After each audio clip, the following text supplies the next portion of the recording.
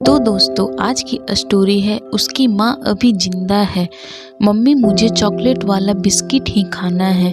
नीसू बस रोई जा रही थी। पूजा जब उसे चुप करा करा के परेशान हो गई तो उसे उसके 4 साल की नीसू को एक चाटा मार दिया।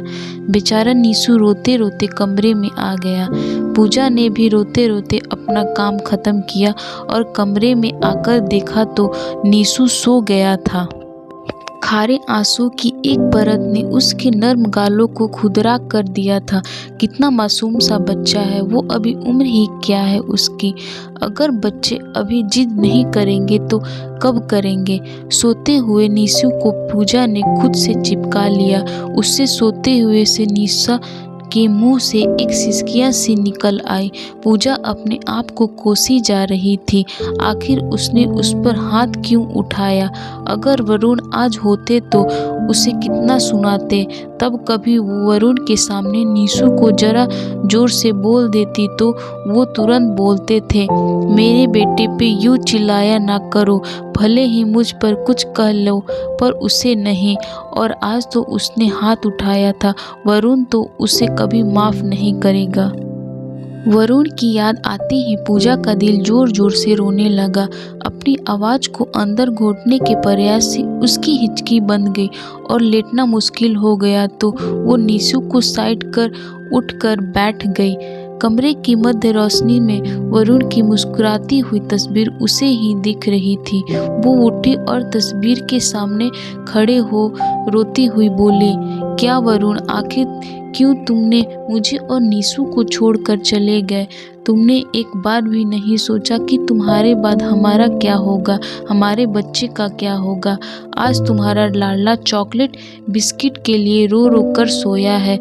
बोलते बोलते पूजा तस्वीर को यूं चिपक जैसे वरुण को गले लगा रही हो, पर उसके हाथ चिकने कांच पर फिसल गए और वो खाली हाथ फिर से अपने बेड पर आ गई।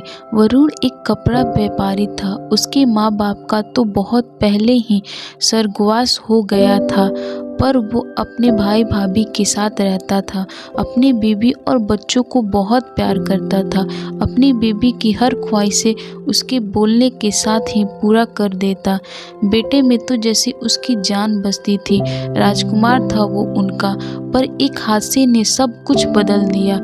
उस दिन अपने बेटे के तीसरे जन्मदिन की तैयारी के लिए सामान खरीदने गया था, तभी उसकी कार का एक्सीडेंट हो गया और वो अपने परिवार को रोता बिलखता छोड़कर इस दुनिया से चला गया। पूजा की तो जैसे पूरी दुनिया उजड़ गई। 6 महीने तक तो वो खुद को ही नहीं संभाल पाई, पर नीसू के लिए अपने खुद को संभालना, वो अपने पति की दुकान भी संभालना चाहती थी। पर उसकी जेठ और जेठानी ने ये बोलकर उसे नहीं जाने दिया कि अभी दिन ही कितने हुए हैं वरुण के गए हुए। तुम्हें खुद अपने मन में सोचना चाहिए। जब तुम अभी से बाहर निकल कर काम करोगी तो लोग क्या कहेंगे। तुम नीसू को संभालो, काम हम संभाल लेंगे। जेठ जी तो पहले से ही नौकरी करते थे, तो वरुण की दुकान जेठानी जी को सौंप दी गई और उनके बच्चे और काम घर में रख कर संभालने की जिम्मेदारी पूजा को मिल गई। पूजा की तो अब कोई इच्छा ही नहीं बची थी, पर नीसू वो तो बच्चा था, कभी भी कुछ खाने को या किसी खिलौने के लिए मचल जाता था। पहले एकाध बार तो उसे उसकी पसंद की चीज़ें दे दी जाती, पर अब तो उसके लिए चॉकलेट और बिस्कुट भी जेठानी बड़ी मुश्किल से लाती। आज तो हद ही हो गया जब पूजा ने अपनी जेठानी से नीसू के लिए चॉकलेट बिस्किट लाने को कहा, जो उसे बहुत पसंद है और वो बहुत जिद भी कर रहा था, तो उन्होंने गुस्से में लगभग चिल्लाते हुए कहा, ये सादा बिस्किट ला कर रखे हैं, यही खिलाया करो। पता भी है चॉकलेट बिस्कुट कितने महंगे आते हैं। हम दोनों पति पत्नी मेहनत करके इस घर को चला रहे हैं। इस महंगाई के ज़माने में 2 परिवार पालना आसान थोड़े ही है। चॉकलेट बिस्कुट चाहिए राजकुमार को। और गुस्से में पूजा को घूरती हुई अपने कमरे में चली गई।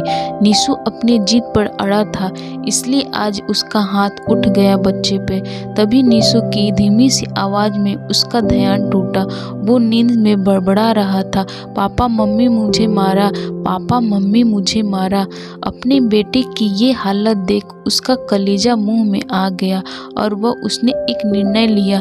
सुबह वो नीसू को स्कूल भेजकर खुद भी दुकान जाने को तैयार हो गई।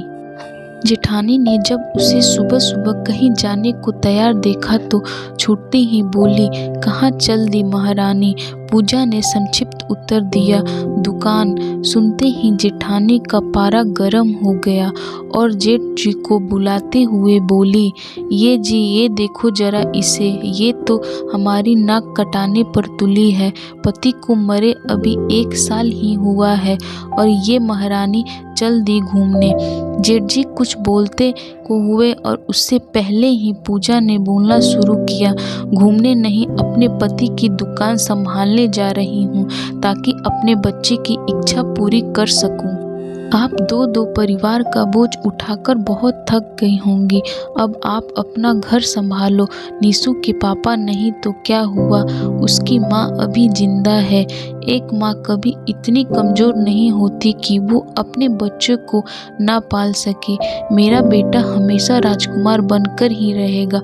लोगों का क्या है, कुछ न कुछ तो कहते ही रहेंगे, पर मेरे बच्चे के आंसू पोंछने तो नहीं आते ना। कहते हुए उसने दुकान की चाबी उठा ली और निकल गए, बिना इसका परवाह किए बिना कि लोग क्या कहेंगे। एक माँ के हौसलों को देख जेठानी जी अपना सा मुंह लेकर किचन में चल दी, वो काम करने जो अभी तक पूजा करती थी। तो दोस्तों, आज की ये स्टोरी आपको कैसी लगी कमेंट बॉक्स में ज़रूर बताएं और अगर आप मेरे चैनल पे नए हैं तो चैनल को लाइक, शेयर और सब्सक्राइब ज़रूर करें।